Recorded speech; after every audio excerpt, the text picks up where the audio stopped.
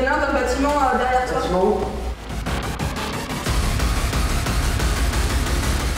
Derrière toi, voilà. Ok, je vais. Voilà, attention.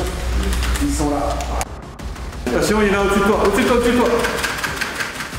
Là, les 4 joueurs, ils sont connectés dans une partie multijoueur et donc chacun voit les autres sous forme d'avatar et donc ils vont jouer ensemble comme un laser game mais en réalité virtuelle où ils vont s'affronter virtuellement.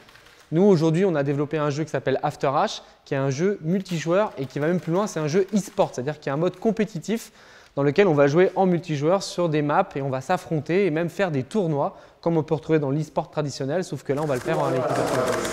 C'était Fabrice. 6-6.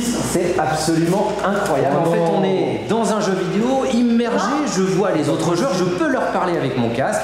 On est vraiment totalement au cœur de l'action et je peux vous dire que les sensations sont énormes. Et les jeux comme After H sont donc destinés aux salles d'arcade nouvelle génération. Plus d'une centaine de centres ont ainsi été ouverts en France en à peine un an.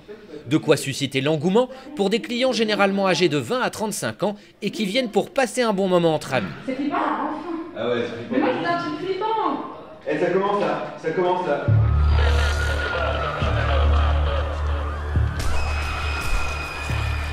C'est vraiment la machine à voyager dans le temps et dans l'espace. On se retrouve dans un autre monde. Complètement. Dans un monde virtuel ou alors un monde qui reproduit le réel, c'est aussi possible. Google Earth, on peut vraiment voyager tout autour de la Terre. Et on se retrouve dans un autre monde à plusieurs. Tout à fait. On n'est pas tout seul. Non, on n'est pas tout seul. Donc c'est beaucoup moins isolant que ça en a l'air, malgré le fait qu'on mette ce casque.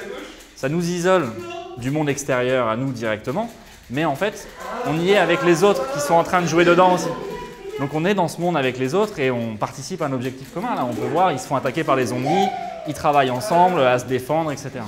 Difficile à comprendre tant qu'on n'a pas essayé, à moins d'utiliser ce trucage de télévision qui permet de me placer artificiellement dans ce monde virtuel que je vois dans mon casque. Et d'un seul coup, les zombies en deviennent beaucoup plus inquiétants.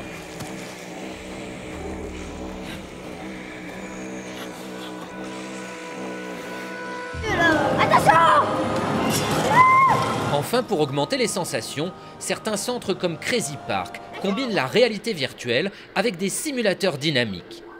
Et à voir la réaction des clients, ça fonctionne plutôt bien.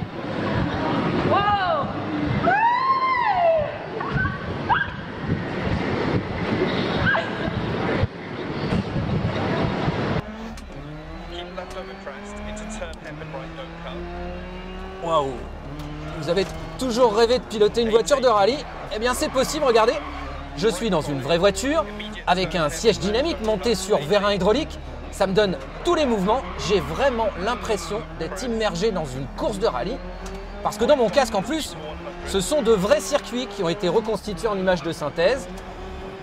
Et donc tout est corrélé, les images du casque et les sensations données par le fauteuil dynamique. C'est incroyable, ça permet de comprendre ce que c'est qu'une voiture de rallye, mais sans prendre de risques.